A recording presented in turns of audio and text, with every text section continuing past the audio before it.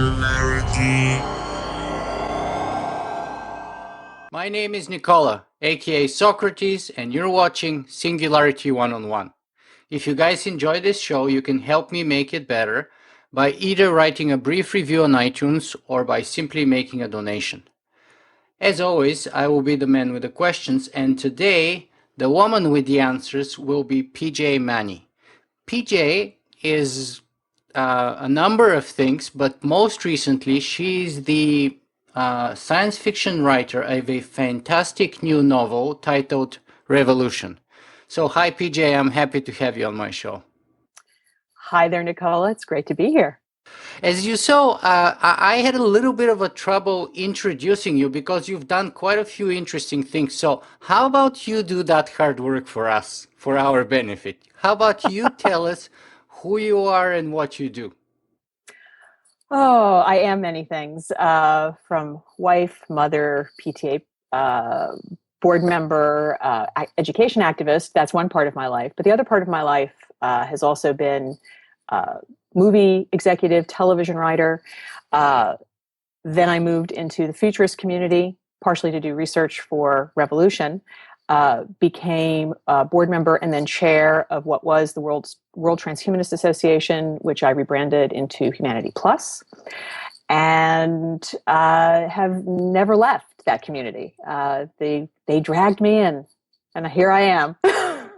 Fantastic. So let me just highlight a couple of features of your biography. What is PTA? Just for those of us who may not be familiar. It's the Parent-Teacher Association. It's a national organization. Each state has one as well, and every public school participates to bring the best education and extracurricular possibilities to their children. Mm-hmm. Fantastic. So education is important to you. Very. Excellent. And then what are some of the sort of previous film projects that you have worked on and been associated with? As an executive, I worked on projects like Universal Soldier, Hook, It Could Happen to You. As a television writer, I wrote scripts for Hercules, The Legendary Journeys, Xena Warrior Princess. I also wrote or was in a producerial capacity for about a dozen pilot scripts sold to studios, networks, cable companies, etc. Wow, it only occurs to me right now that, my kind of failed negotiations with a couple of TV networks a few months ago, I should have probably called you and asked for your advice. I'm always here. Whatever you need, Nick. All right. And by the way, I should share with our audience that the first time I had the pleasure of meeting you was at the GF 2045 conference, where I had the best of time sort of spending time with you, James Hughes, George Dvorsky, and Katerina Lam. So I have very fond memories of that outing in New York. But anyway, let's jump into the substance a little bit here, and let me ask you this. So if you were to narrow your biography to a couple of words, would you say that you're a storyteller? Yes. Or would you say that you're a futurist? And if storyteller, because the traditional association with storytellers is that it's retrospective. It's something that's happened in the past and you're just retelling it. Whereas a futurist kind of does the exact opposite, doesn't she? She looks into the future and then reverse engineers and goes back into the present to tell us about that future. Or is it the case? Well, but you're ignoring the entire genre of science fiction. Science fiction is exactly that. In fact, what most of science fiction tends to be, in my opinion, is you're looking to the future, but ironically, you're commenting on the present, because we can't help but be stewing in our present. And it can be something as obvious as Star Trek, where they're telling the Vietnam War parables through something 500 years in the future. There are countless examples of where we're actually using our present, trying to grapple with the issues that we have, but putting it into a future context so that we have a little distance. People lacking that distance, that's where the difficulty comes in. So, if I'm to ask you to define science fiction for us a little more explicitly, you touched a little bit on it. What is science fiction? Because to be honest with you, I've interviewed a bunch of science fiction writers and I'm always amazed about the variety of definitions that I get. So, for example, Werner Vinge said it was his way of making sense of the universe. Charlie Strauss said it was about exploring the human condition, or what he said was coming up with plausible lies about how human behavior might work under some imaginary conditions. Um, Cory Doctorow said science fiction is terrible about predicting the future and it's more about the present. So, what's your own definition? I'm with Corey on that one. However, I also think really science fiction. I may be a little more analytical than those guys because they're very much putting their own work within the context of what they believe science fiction is.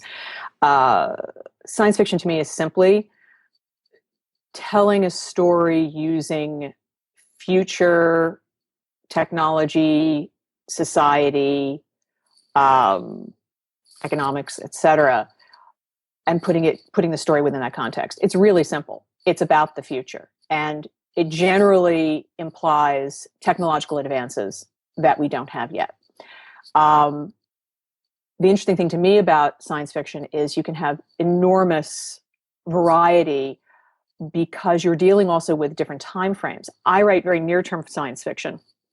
So I'm very interested in what are the immediate issues at hand that we're going to be dealing with in the near future. Whereas guys like David Brin or Charlie, et cetera, are putting things further out into the future where they're given, in many ways, a lot more leeway and they can have a lot of fun that way.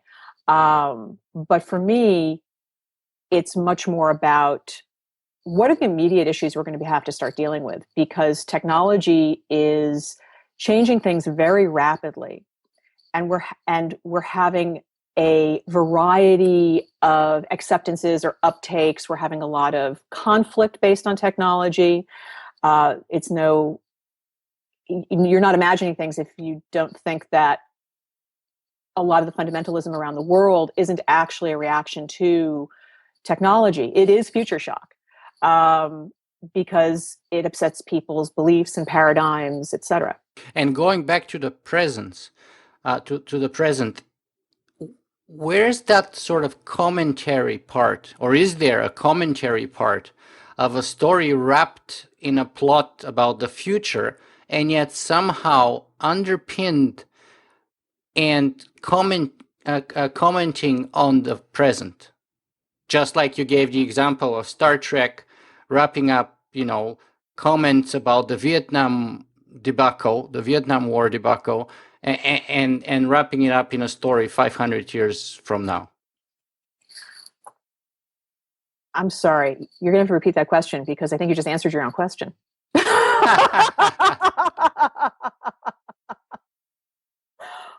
So what I'm trying to get at here is your take on that sort of social commentary, if you will, because as Corey said, science fiction is about the present; it's not about the future.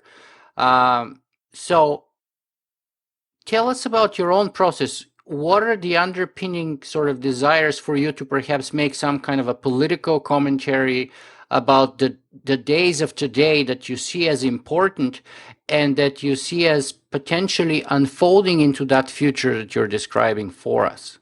For me, I find the political polarization that is happening right now, not just in our country, but around the world, indicative of both a version of future shock, but also a version of socioeconomic, a stage we're in socioeconomically.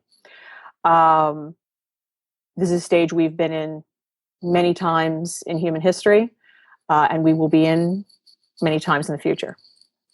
And it is a stage where that polarization coincides with growing economic inequality. It coincides with too many people trying to fight for too few positions in an elite that is, on one hand, very powerful, on the other hand, not able to do what they think they can do. So I am definitely commenting on this period of time that I'm not giving answers necessarily, but I am playing with the notion that we're stuck in a time that's not a lot of fun. We just have to be born into this period where we're riding the downward slope of empire. An empire, a single empire can oscillate for centuries, many centuries, in fact. But right now we're in a down period. It's not the end of our empire necessarily, but it's the end of a period of our empire. And that was something I wanted to explore. Mm-hmm. So, just to be clear here, what is the empire that you're referring to? Is that the U.S.? Well, right now it's the U.S.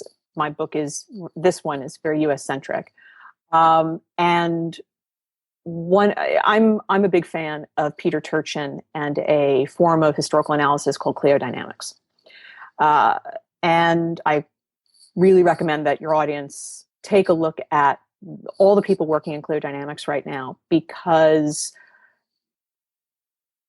it's really genius. It's the closest thing to Asimov's psychohistory that exists. Really, truly impressive work. And it answers a great number of questions about where we are, why we're here, what are the social conditions, the economic conditions that have happened, and really what one can do about it. There are a lot of ways of ending this period in a gentle trough or a really nasty, violent trough. And one would hope you'd want the gentle trough so that we can start climbing and the fewest number of people can be impacted. So I'm interested in exploring these issues of what he calls an overproduction of elites. What happens when we have such social inequality that there are too many people fighting for too few positions at the very top of the greasy pole? And it creates a very vicious, almost piranha tank of elites fighting each other, which that's ironically about the only thing that does trickle down. What trickles down is the ideology that the elites want to use so that their side wins. And that's, again, fascinating to me. How do the elites convince the people to follow them? So, what then is your goal? What do you want to accomplish by writing a science fiction novel where the underpinning foundation is what you just said about the polarization and elites fighting and etc. And how do you kind of measure or assess your impact afterwards on such an ambitious goal? I don't know how you assess your impact. All I can hope is that people have fun reading the book.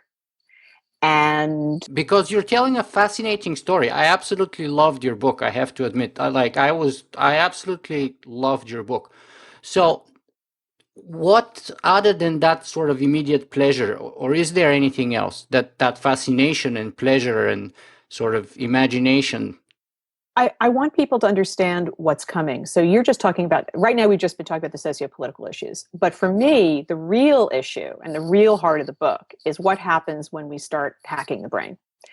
And that's what the book is about. I'm interested in the neuroscience. I'm interested in the ethics. I'm interested in the philosophy of what happens when we work with the brain, augment it, using technology, because this is what happens with technology. We start with medical technologies as a therapy. If the therapy is successful, it ends up spreading to those who don't need it as a medical therapy, but want it as an improvement, an enhancement, and then eventually becomes ubiquitous. There's no reason why at some point in the future, not necessarily the near future that I've posited, but sometime in the future where we won't be hacking our brains, improving our brains to the point where we have perfect memory, where we have greater abilities than we ever imagined. But I'm what I like to call a techno-realist. I see both the very positive and very negative aspects to a lot of this. And honestly, it's just more fun to write. I'm not here to sell anybody on brain augmentation. What I'm here to do is say, here's the first guy who's doing it in very imperfect conditions. And there are issues. And there will be issues. And that's something, obviously, for future scientists to work out. Yeah, I have to say that as a former political science student, I would say that you're not only techno-realist, but you're sort of a neo-realist in the sort of Kissinger kind of way, in a way, which kind of blew my mind because you're so skilled at situating, postulating, and depicting the behind the curtain machinations of the political elite, the political and business elite. And yet in such a compelling and human and easy to understand and digest way, which was very impressive to me, I have to say, and I really enjoy that. But let me ask you about something else that I, before we jump into the book itself, something else interesting that I found at the afterword of the book, and that's the fact that the book was inspired by a song. So can you tell us a little more about that? Yeah, there's actually a lot to tell. Um, so the song was The Boy in the Bubble by Paul Simon. And I was fascinated by the lyrics in the song where he talks about the technologies that are around us, the millionaires and the billionaires, and the effect that that has on us. And I really thought he nailed it. I thought it was quite brilliant and a beautiful observation. That was the beginning. The other part of it was I have a daughter who, her name is Hannah, who is wired to process information musically.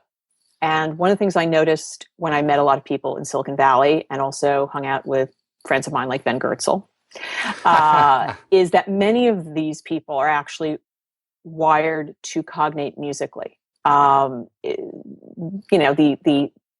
cliche is that math and music is, so linked in the brain, but she definitely processes the world through music. And you can hear her all day long singing, humming, playing her guitar, noodling on her piano.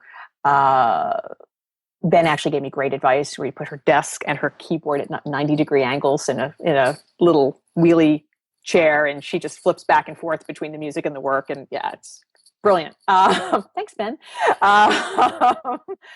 But what I discovered is she really does problem solve with it. And I wanted to have fun with that. So in the original version of the book, there were music lyrics. Unfortunately, while on one hand I legally had fair use rights to them, on the other hand, my publishers felt very nervous about that. So the lyrics had to be excised from the book. Something else I'd always wanted to do with the book was have the music actually embedded in the ebook. The technology doesn't really exist right now, but that's not to say that Amazon isn't actually thinking about how to create a more multimedia book that can be read like that, not just on a Fire, but on all the other formats that they have. So I really urge anyone who likes music to look at the afterword about the music, create the playlist of the music, because there's lots of Easter eggs in that music that relate to how the protagonist problem solves his way through the drama that ensues. And it was a wonderful feedback loop in terms of writing and accessing the music. But I was able to both research songs that inspired the story, and then the story would inspire my search for other songs. So it's this fantastic feedback loop of creativity, etc. And I have an inkling now of what my daughter is like. So that will continue in the sequels. And hopefully someday we'll have the technology where you'll be able to just, press on your little, on your little Kindle and be able to access the music and really get more insight into how the protagonist has problem solved. Yeah, I have to admit, as part of my preparation, I actually went through the music list, probably about a third of it. And I'm also a big, by the way, fan of the Beatles. Uh, e- Even though personally, musically, I am like totally disabled. I cannot play a single note or sing a single note or even hum a single note. And my wife comes from a very sort of a musical and artistic family. I'm totally the opposite myself, but I do have a high appreciation, and I absolutely love music myself. So I found that fascinating. But I was also thinking how different people see different things from art and take away different things. Yes. Because of course, when I listened to Paul Simon's song that inspired you, I didn't quite get that vibe. And I actually forced myself to go through about 15 maybe of your songs to see how far I can get to where you were perhaps. And I cannot say that it had an effect on me, but maybe not the same. And then because I've already read your book, I found that the most relevant music that I could think of at that moment for me was pretty much playing Ozzy Osbourne and Black Sabbath. So, so for the last maybe 20 minutes before we came on the interview, I was listening to Ozzy. So to me, that was kind of the connection. Um, but let's actually talk about your book. So, what is Revolution about? And tell us a little bit about the funky spelling too, perhaps. Well, I will give complete and total credit for the title to my great editor, Jason Kirk at 47 North. I had a title which originally was very much of a different genre. And he came up with that title, and then I thought it was genius and used the format for the subsequent titles for the sequels. But the book is about the setup of a revolution and an evolution. So not only is the protagonist evolving into something beyond what we think of as human right now, but the revolution that he's putting into motion is both a technological revolution, but the seeds of what you will see in the sequels is a social and political revolution. Mm-hmm, mm-hmm. And by the way, I absolutely love the sort of the spelling of the sequels too. So that's I think brilliant. But tell us a little bit more about the context, the plot, the timeline, the year that it all unfolds, and so on. So the story takes place in a future that you could posit about 5 years in the future, something that's completely relevant to today. I very much wanted to create the airplane novel of the future, or of the 21st century, because those books are a lot of fun. The I can tell you, you've succeeded on the fun end of things for sure. I had a blast. Okay, great, yay! Um, so I wanted something that was fun, approachable, but about some really hard topics that are considered very heady. I can't tell you the number of people who would say to me, I don't know, will I be able to understand your book? It's like, yeah, that's the whole point. um, so it's the airport novel of the 20th century about a man, think of it like the Count of Monte Cristo, a man who is used, abused, left for dead. His greatest things are stolen from him, and he has to go out, kick ass, and get revenge. But the revenge is at a scale that is quite large. It's not just, I'm going to destroy the bad guys, but the unintended consequences of, I'm going after the most powerful people in America to get my revenge. Um, One of the things I'd like to bring up, which which is kind of esoteric, but I think you'll appreciate it, is I'm a huge fan of Alexandre Dumas. And Three Musketeers and The Count of Monte Cristo were like my favorite books when I was, I think, 12, 14, somewhere there. mine too. So this one is The Count of Monte Cristo. The next two books are going to be part of the D'Artagnan romances. So it'll be Three Musketeers and their sequels. Um, but one of the things I have such admiration for Dumas for is he was doing with historical romances what airport novels and science fiction do in the opposite direction. So he couldn't really make comments about the present political situation he was in because France at that point, you didn't know any day you woke up, they could be Bonapartists, there could be kings, you had no idea who could be running the country. And you had to play it very fast and loose with your political affiliations. But like Shakespeare, you could go back to the past and make political commentary based on past history because nobody could argue about a lot of the stuff that happened in the past. And so he made political commentary about the present using the past and the adventures of these wonderful characters he created. So in essence, that's what I'm very inspired to do, is to take the notions of commentary about the future, this comes back to the original question you had, and spin it into this story, where I get to play with all of the political issues we're grappling with right now and invite people to see it through a different set of eyes and to externalize it. So they're not caught up in their own ideology necessarily. Yeah, and the reason why I usually insist on looking, or at the very least looking, if not finding that connection with the present, is because I want to make it easier for people to answer to themselves the question as to why should they care? What does it mean to them today, some story about the future that's years from now?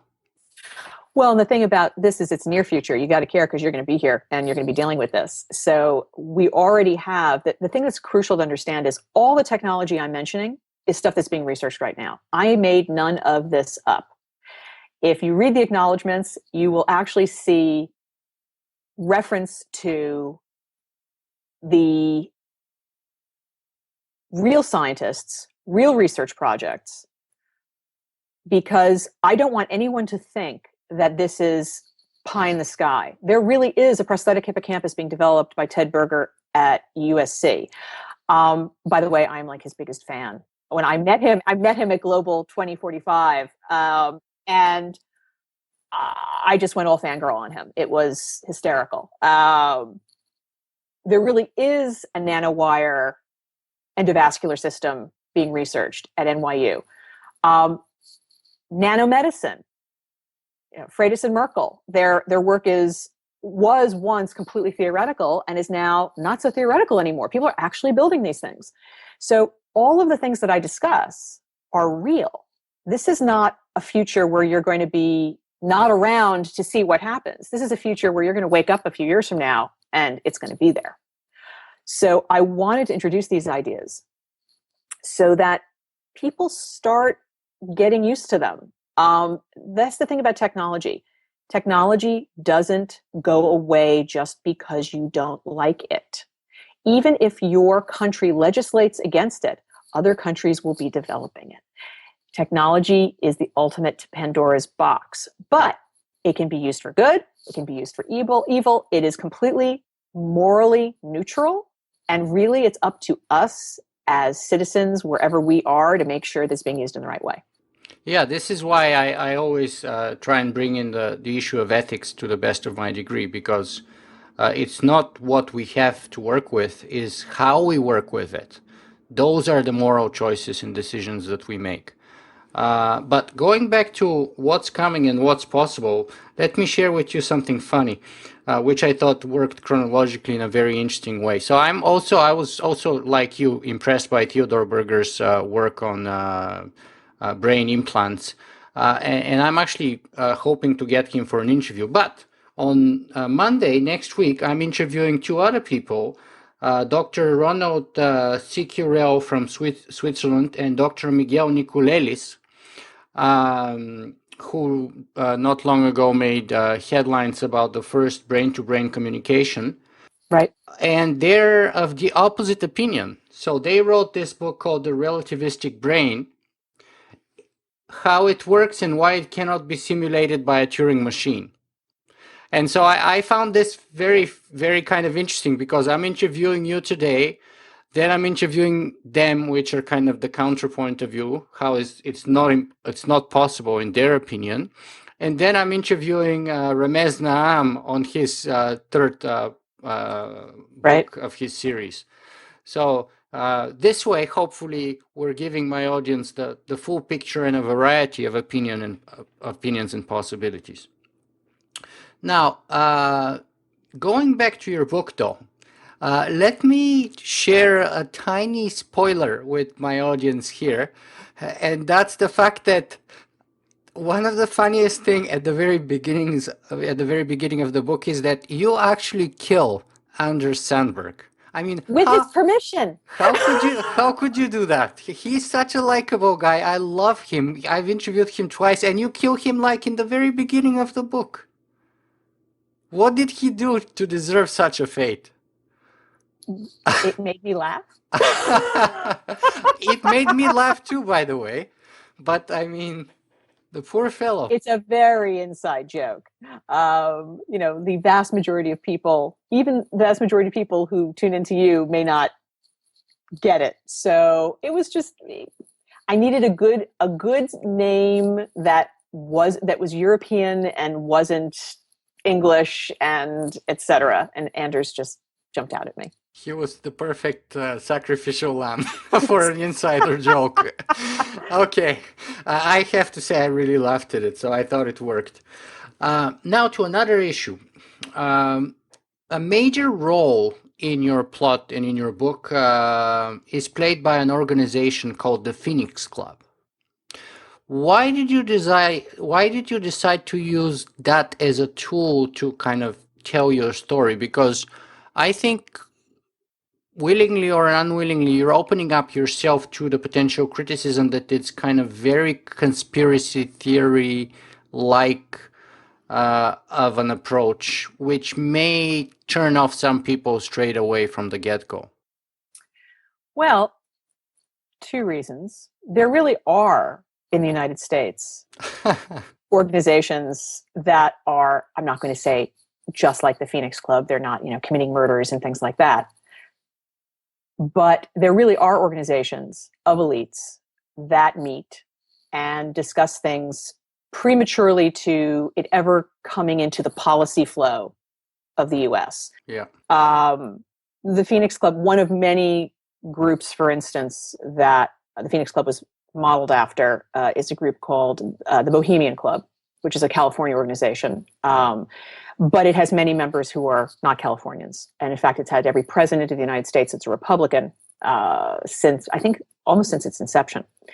And it's been a place where, in their summer retreats, it's been the first place where they've discussed all kinds of things before they ever hit white papers at a government level. So in a very relaxed setting, with some of the most powerful people in America, things are discussed out of the reach of everyone else. That's not a conspiracy theory. That's documented, proven. There have been academic papers on, the effect of, how did this club or these discussions influence the Vietnam War, et cetera. So I am not a conspiracy theorist myself. I think part of my realist moniker is that I don't dismiss the things that actually do exist. And one has to understand that at a certain level of society, they do talk to each other and things are decided in quote unquote back rooms. But it's not a conspiracy. It just is. So I use the club because it was fun, because I'm aware of number of secret societies. Look, I make a joke that they're like the Masons on acid. I collect Masonic memorabilia and Shriners memorabilia. I've been fascinated with secret societies because they really do exist. Are the Freemasons this great conspiracy? No, not at all. But they provide a place for people to make high-level decisions in their communities outside the public sphere. And I think sometimes in some of those organizations, the higher up they go, the more powerful people they have, they forget what that actually means. Mm-hmm. Their agendas are not necessarily the people's agenda. I see. And it kind of also one of my favorite characters of yours was Josiah, the Secretary of the State, and he was kind of a crossover between Henry Kissinger and Zbigniew Brzezinski, in my opinion. Uh, Yep. and I think he was very well done. He was kind of to me, kind of the likable elder statesman in some ways, and yet in other ways, like the most ruthless and evil manipulator, which both of those guys were, especially Kissinger. Can you tell us a little bit more about how perhaps you get inspiration about the characters? Do you seek for real life sort of prototypes or protagonists before you, just like with Anders Sandberg, perhaps? Well, poor Anders, I think I made him 50. So it really, it was just a good name. Anders, that's not really you. Honestly, I almost all the characters are composites. And very good that you picked up on the Kissinger and Brzezinski, and that whole realpolitik thing was something Exactly. that I was very conscious of, because it exists. This is real. This is while we're having fun with this story, I'm still trying to show how people actually behave at these levels. And you hang out with Kissinger, and he's a raconteur. He can be quite charming. Yeah, he was quite a ladies' man in his day. In Oh his day. yeah. I, you know, don't really understand it, but okay. But these are very complex people, and I don't want to have just mustache twirling bad guys. There are a bunch of bad guys in the book who, are other people have told me are their favorite characters. I'm like, okay, it's fascinating to me. But I think that's actually a good thing. Yeah, I think so. And I actually think one of the strengths of your sort of story is the fact that you have a diversity of characters that are not just clear black and white or good and bad, but some of them are kind of striding the moral ambiguity line back and forth, as it were. Some of them are outright evil, like Bruce Lobo, for example. But others are likable, like Josiah. And you have a good character, which is Peter. Eventually becomes Tom, Tom, yeah.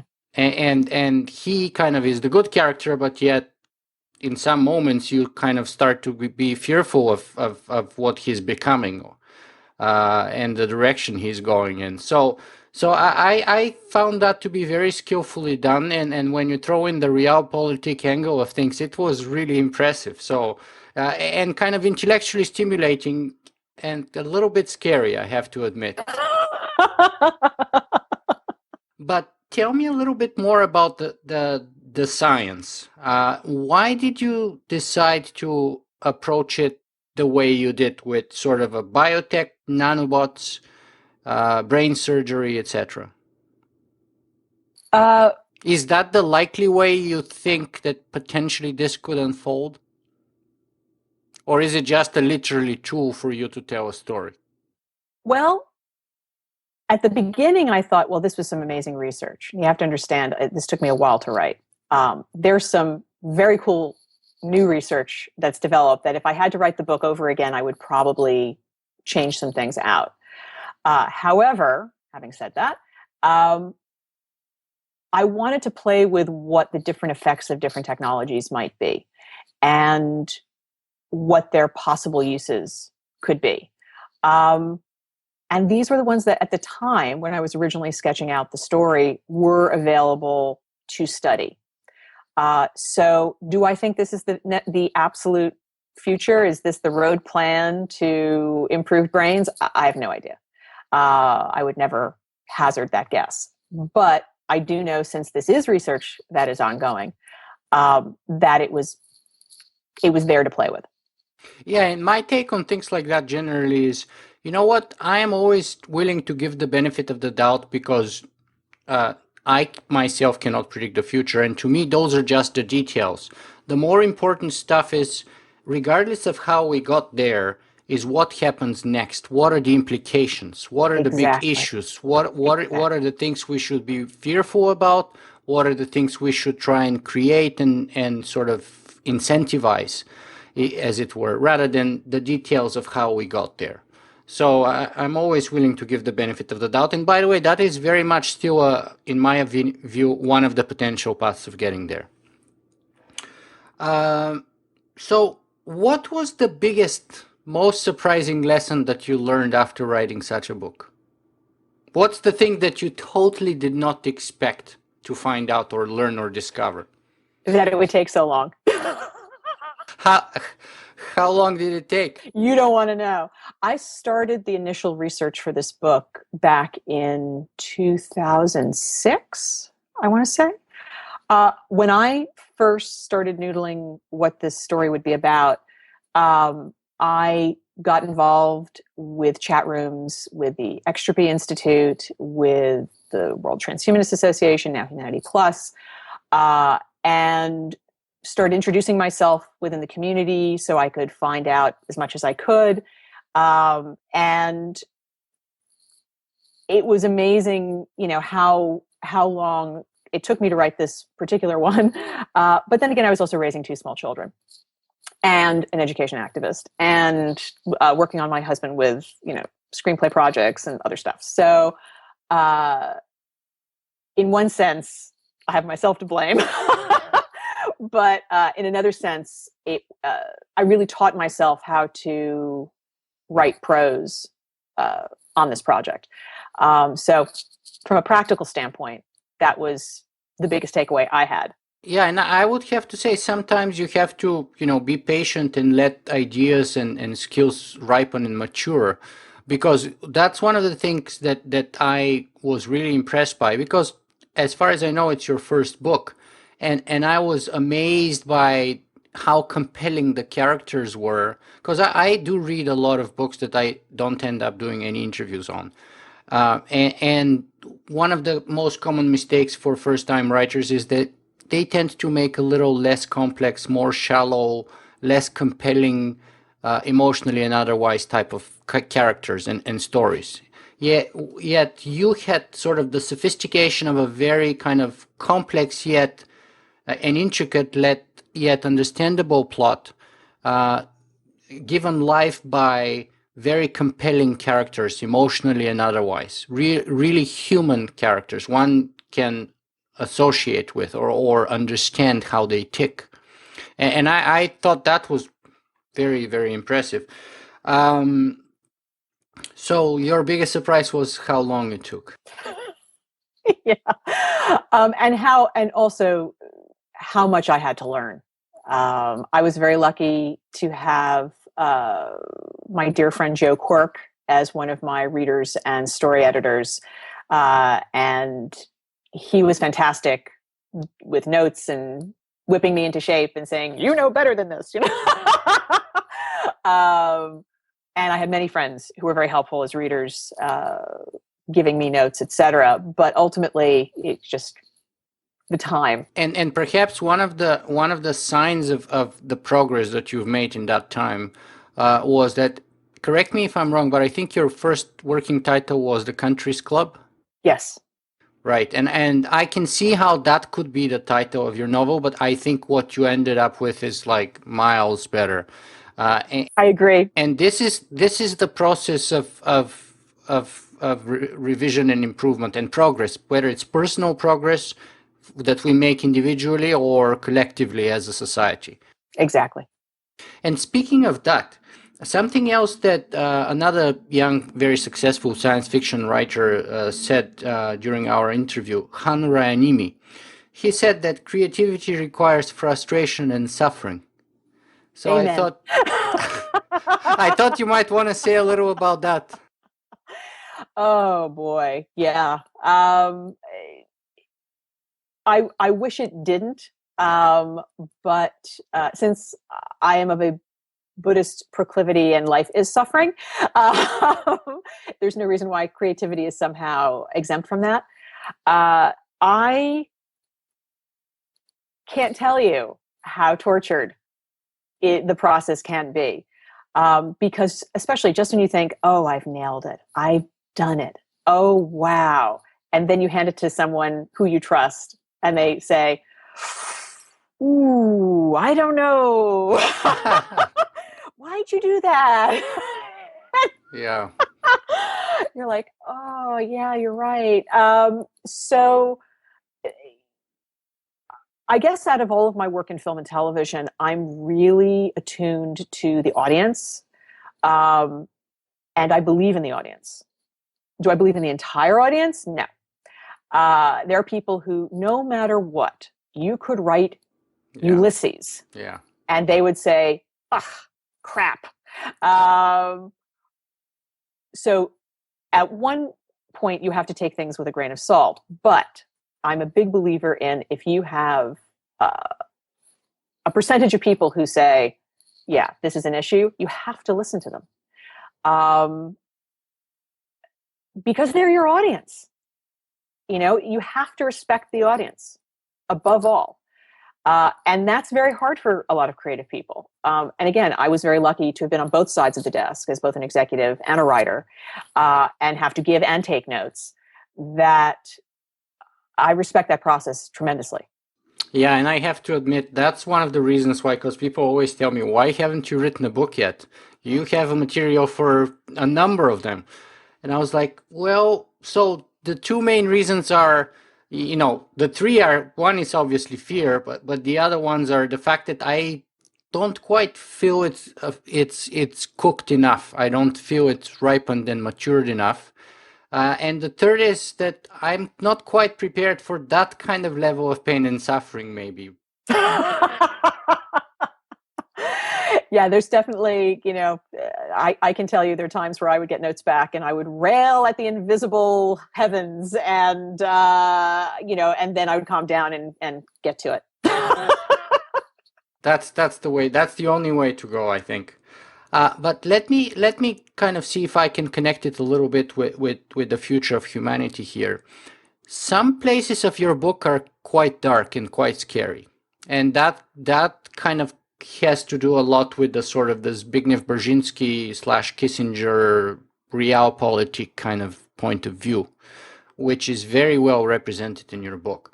Uh, are you optimistic for the future of humanity, given the fact that you're so well versed into the sort of the dark side, if you will? um,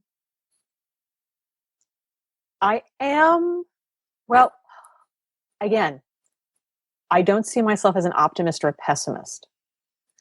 I see it as just it is. We will be what we will be as humanity is anyone's guess. I do believe that most people have the best interests of both themselves and others.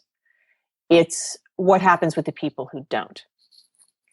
And in history, there is an extraordinary ability for humanity to create, beyond checks and balances as we think we know them in the micro political sphere, there are grand historical checks and balances that happen. And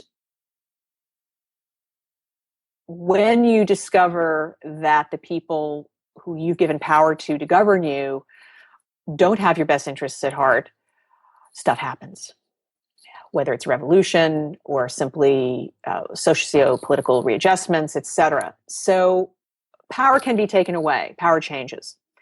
Uh, I feel that we will change. Humanity will change. If you believe that Australopithecus africanus was the first human, then we've changed already. And we're not the last stop in what it means to be human. So I do believe things are going to happen.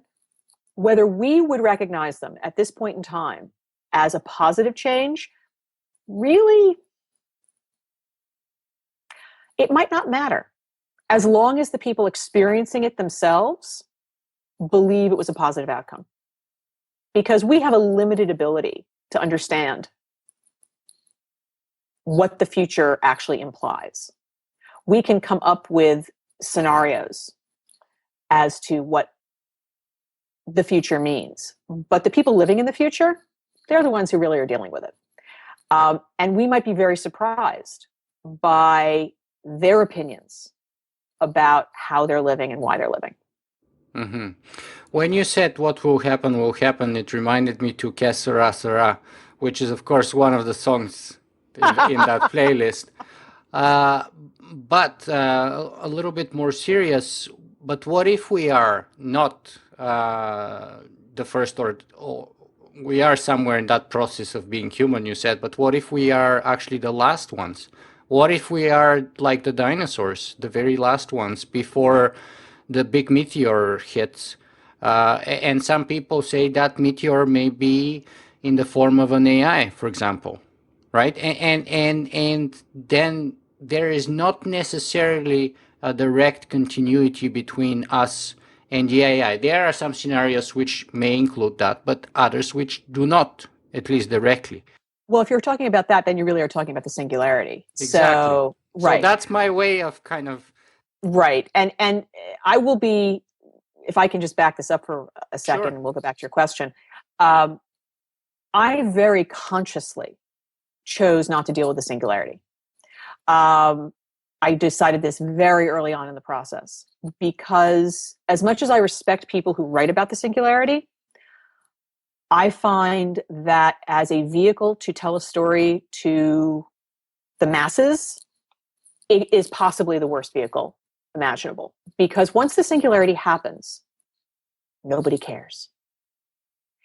The only people who care are those who thrive on ideas. Now, as you've noticed, my book is very much about characters.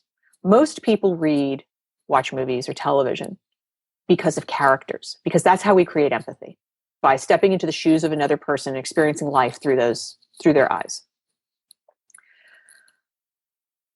The great singularity novels are not necessarily about the characters, they're about the ideas. Because once you get to the singularity and beyond, character ceases to matter. And that's a very limiting audience, my personal opinion. Some of my favorite science fiction novels of all time are about the singularity. Accelerando it's genius. Absolutely. But I can't give Accelerando to my mother to read, to understand what the future is about, because she would not be able to relate. So I avoided the singularity because I wanted to keep the human characters front and center, or what we define as human, because that will change. But I wanted to keep them characters, not concepts. Let me give you a quote from Eleanor Roosevelt, and you tell me if that's a little bit of a criticism to what you just said. Okay. She said this, Eleanor Roosevelt, that is, said this: great minds discuss ideas, average minds discuss events, small minds discuss people. I love that quote, by the way. Can we say the same about great books or not? Why not? Well, no. Okay, because I actually think you're talking about different contexts. Great minds do discuss ideas, but we only understand stories through characters, really understand them. And that's how we're wired. You know, it's a great quote, but it doesn't actually understand the neuropsychology of empathy. And the irony is that Eleanor Roosevelt had the greatest empathy of any person in the world, but I think what she's really talking about is who she'd rather have as a dinner guest. She'd rather have Einstein Yes. than a gossip. But he was also a great character to have on the Oh, yes, he table. was a great character. I understand, a hell of a lot of fun. But so I think, while fabulous quote, I really do believe it has more to do with who she would like to be either at a dinner party with or in the trenches with, coming up with how to solve great problems. I'm telling a story, Hmm. and you can't tell a story to the largest number of people possible without dealing directly with character. Um, and it's the reason why, and I've said this and I'll say it again, it's why, tragically to me, so much science fiction is a literary ghetto, because it deals so much in ideas that people can't relate to it. And I want to bring those ideas wrapped in the shell of characters. So it's a spoonful of sugar helps the medicine go down, to quote Mary Poppins. Sure, and I have to back you up on this a little because that's I agree with you entirely, and I think that's why your book is compelling because you have those compelling characters, um, and they give life to your story, and then they act as the hook, which forces people to confront those ideas. So I absolutely agree with you.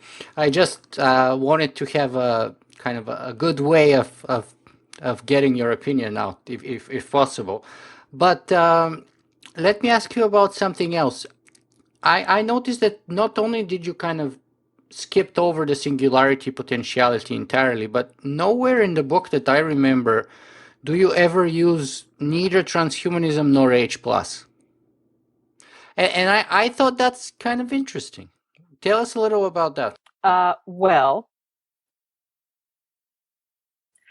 it felt like an advertisement on one hand. Well, first of all, again, I've gone on the record for this. I'm not a big fan of the word transhumanism. This is not a surprise to any of my dear friends like Natasha Vita Moore or Max Moore or, James Hughes or anything like that. I've always felt the word was misinterpreted by people and easily misconstrued. And also, to me, to say something is you're interested in transhumanism always reeked a little of a bunch of guys running down the platform of the train of radical evolution, and some could jump on and some couldn't, and that was just what was going to happen. And it seemed on one hand, something that was always in the future, and on the other hand, something that was exclusionary. My feeling about transhumanism is that we've always been transhuman. We've been transhuman since Australopithecus. There's always a line in the sand in front of us that we continually cross through technology that makes us more than the human we were before. To say that thing out there in the future is what is the line we cross to make us transhuman is ridiculous. So I don't like the word transhuman. I'm not going to use it. Why not H plus then? Well, and the irony is H plus is something that I actually popularized. Yeah, exact. That's what I'm getting at. That's exactly my point, or part of it anyway. It felt a little self-promoting. You had a little guilt. Not even no, not guilt. Not guilt at all. Actually, I'm thrilled that people use Good. H plus and Humanity plus. More that I didn't want the story to hang on something so specific. H plus is just is a label. I'm not a big fan of labels. And it's meaningless because, again, we've always been utilizing technology to be more than we are. And since the beginning of quote unquote humanity. So H plus is an idea, but I didn't need to advertise it. If people are interested in the notions of Humanity Plus. They can check out the organization. They can check out the philosophies. They can read Max Moore and James Hughes and transhumanism. They can do all that. But I didn't. It just felt wrong to me. Mm-hmm, mm-hmm. Fair enough. Um, Another couple of interesting elements that I noticed in your book, and you very likely touched on it, that you're kind of sympathetic to Buddhism. So, especially towards sort of after the middle and towards the end of the book, as our main protagonist gets more and more enhanced, um, there's a lot more kind of spiritual elements, perhaps Buddhist elements, perhaps the hammer of Penrose or quantum theory of consciousness was showing up somewhere there on the edges. Can you tell us a little bit about that? Why put those elements in the book? Because that's one thing that I, for example, noticed to be very different with you and someone like Ramez Naam and a bunch of others too, by the way. Why put that in the book? Um, it's In a way, I think there's, and maybe I'm wrong, maybe that's just my perception, but there's some kind of a fear that if you end up having elements like that, then you cannot be called what labeled hard science fiction writer. well, but here's the thing. Buddhism is a brain technology. It's one of the earliest brain technologies. How do you, and its goal, by the way, is one we're still working on from a technological aspect. How do you reduce suffering? That's what Buddhism's about for me, at its core. How do you reduce suffering? Suffering of yourself, suffering of others. Lose attachment, simple. Right. But it's a technology, whether it's using meditation, which is a technology, whether it's forms of right action. These are all elements that we've been grappling on how to make ourselves happy since we discovered we were unhappy.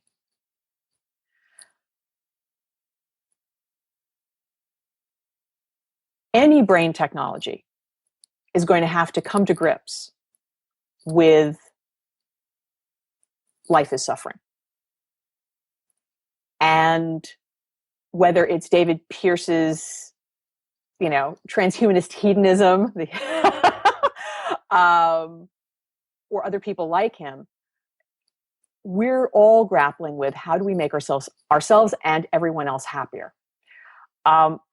So in a sense, Buddhism is the first great transhuman brain technology. And it just seemed natural to me. It didn't, and maybe because I'm steeped in it, but it seemed to me that many of the realizations, many of the realizations that one comes to in a Buddhist practice are things that if one's brain was enhanced, one would come to as well. It just seemed natural to me. I would hope so, even though, to be fair, that what probably other religions would make the same claim. But my point here, perhaps not well made, was that you even go further beyond that. I mean, Ramez Naam does mention a lot of meditation and Buddhism in his own trilogy, but I think you go into issues such as quantum consciousness, such as perhaps ESP, and things like that, which go even further than that. That's less about Buddhism, which, by the way, I don't believe, for me, is not a religion per se. One could call it a spiritual practice. It's really more a philosophy. I'm going to go as Buddhism is philosophy. I agree with you entirely. That's why I kind of gravitate towards it myself, but others would disagree. That's fine. I went in that direction because I believe that intelligence is pattern recognition.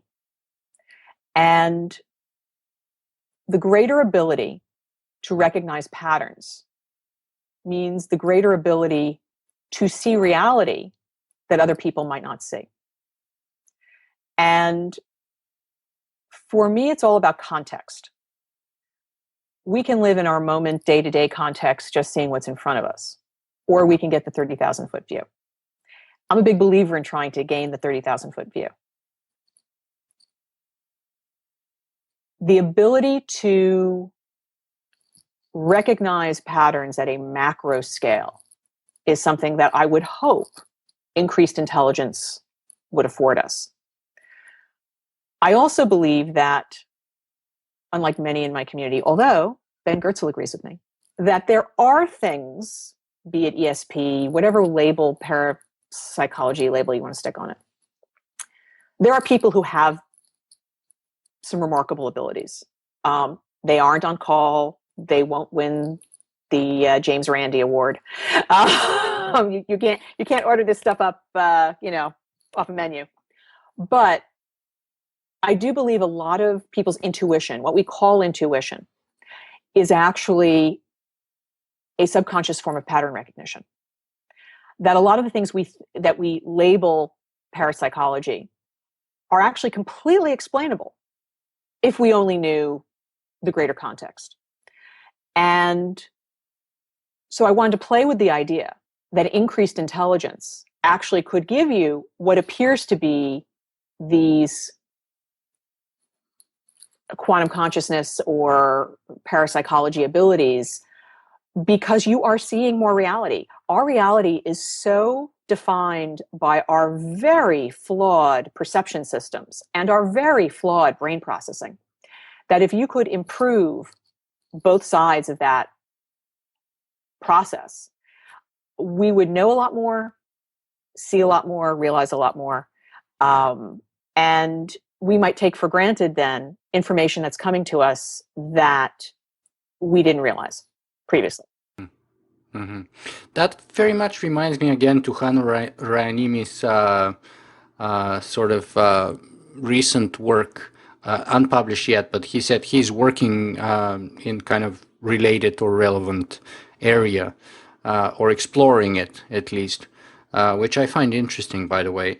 But you said that you are also trying to see reality that other people may not see. So I'm trying to. Is it fair to connect that with your sort of search or promotion of empathy? Is that the part of reality that we are often missing? That's just one part of reality that many people are missing. That feeling that we can inhabit the lives of other people.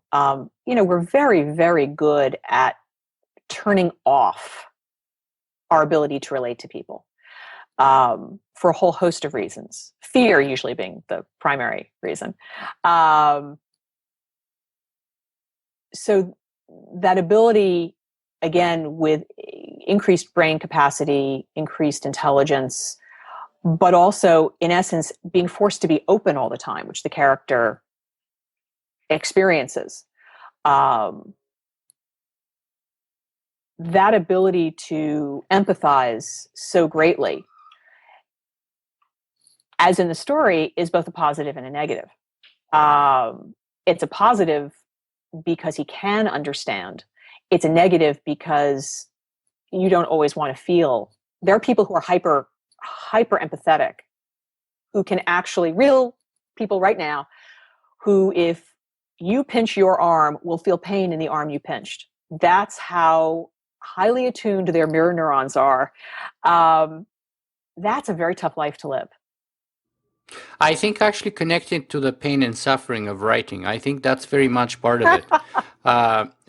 Yeah, and I'm serious because, and I think the reason why you've done a great job, even with, sort of highly negative characters such as Josiah, is because of that empathy, because of that ability to look beyond the the negative action, or what you would call condemnable actions perhaps, and sort of look for the human, look for the common, look for something that you like even and associate with, and that's why he has a number of likable traits. as I said, sort of the elder statesman, uh, somewhere from down south. I think was he from Alabama, or where was he Yes, from? yes. Yeah. So, I mean, I think that's empathy is the reason why you've been able to create those amazing characters, and why writing contains so much pain and suffering, I think. Because you have to be able to contain the contradictory personalities, character traits, emotional charges, and motivations all at once, or alternating at least, and that takes a toll. So yeah. But it's also fun. I have to, don't sell writing as just pain and suffering. It's also a lot of fun. Honestly, I mean, I'm looking forward to writing the sequels because I want to know what happens to them. Yeah, I now I want to know too. Now I want to know too, and I agree with you, and it's particularly much more fun, especially for us who just get it ready to go, as it were. Um, so let me ask you then, since you brought it up, what's next for PJ, and when can we expect the sequels? Next for PJ is Identity, which is book 2. That you should probably see the end of 2016, beginning of 2017, and then Conscience will be about a year later. I'm actually working in the 2 books relatively in tandem because while I believe I know where one's going to end and the other's going to begin, I'd rather work on the storyline together for right now. And doing enormous amounts of research, just crazy research machine, because the next 2 books are going to, where this book emphasized brain technologies and nanotechnology, the next books are going to explore robotics, AI, AGI, and some other technologies. So there will be a lot more singularity. Yes, I'm going to be dancing as fast as I can. Yes, uh, very well. while desperately holding back the singularity. We'll see. We'll see if I succeed. Let's see. I'm looking forward to find out. Is there any chance we would see you on a book tour then, whether here in Toronto or elsewhere? Really good question. Probably not a traditional book tour, but I will be doing, I hope, some virtual book tours. So there'll be hangouts and group YouTube things, etc. Working that out right now with the publishers. So yeah, there'll definitely be opportunities to talk to fans, and I wanted to let you were actually the very first person to hear this, although by the time this airs, it might be in the public sphere. Um, I think I've done a first. I have signed an ebook on Kindle, added it to the blockchain, where the signature will now be held in perpetuity, to my dear friend and fellow future nut, Russell Ruckin in the UK. And it is, we believe, the very first autograph ever put into the blockchain. Interesting. Can you tell us by any chance how that works? Because I've been actually doing some work on Bitcoin a few months ago, and even though I haven't done anything in the last couple of months, I'm curious. Can you share how it works? So how it works is we basically go into the Kindle program. I can add a note on my end, send that note to Russell.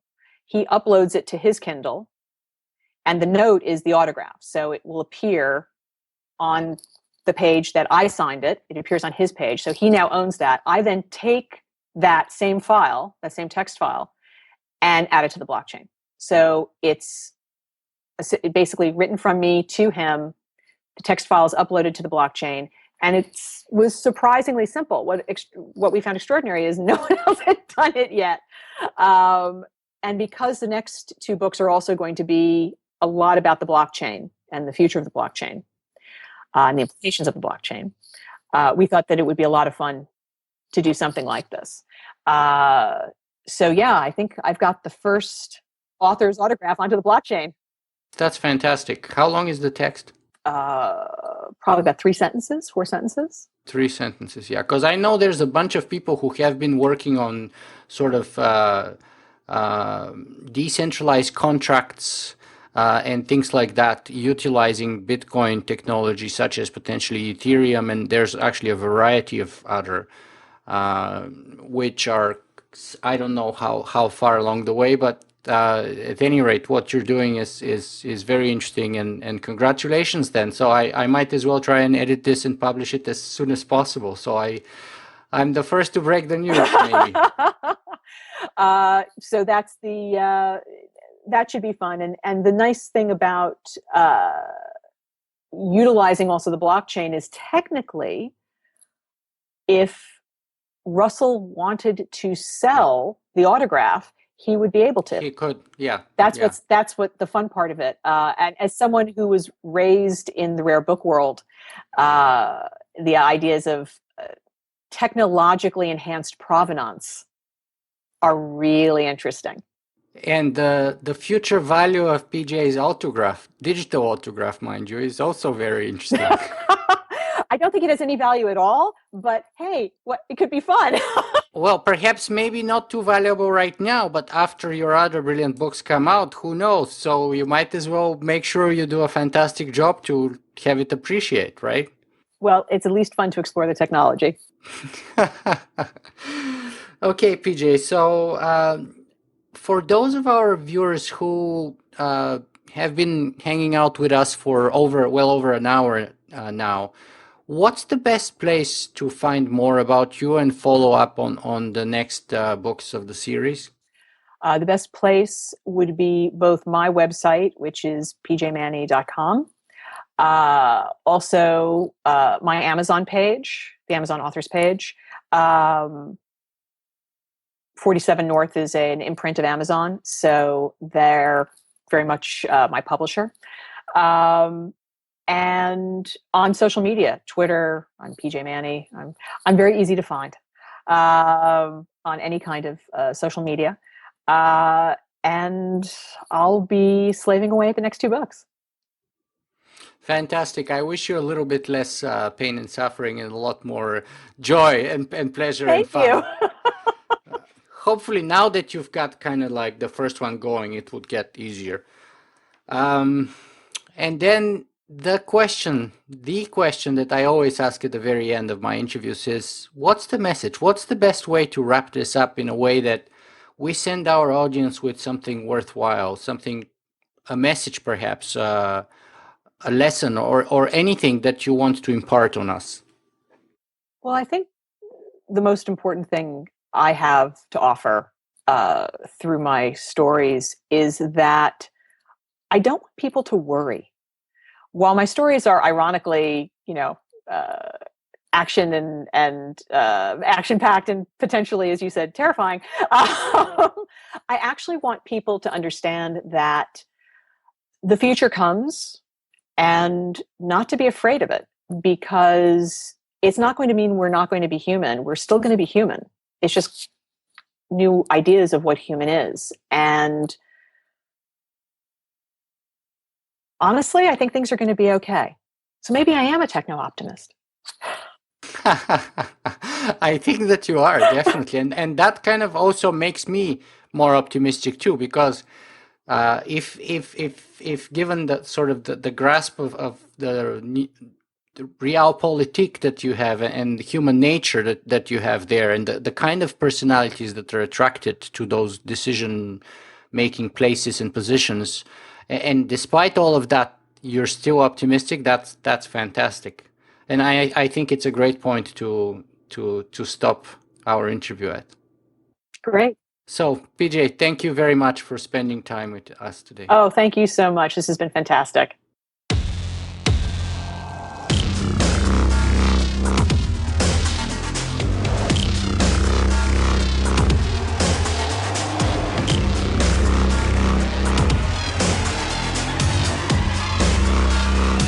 singularity.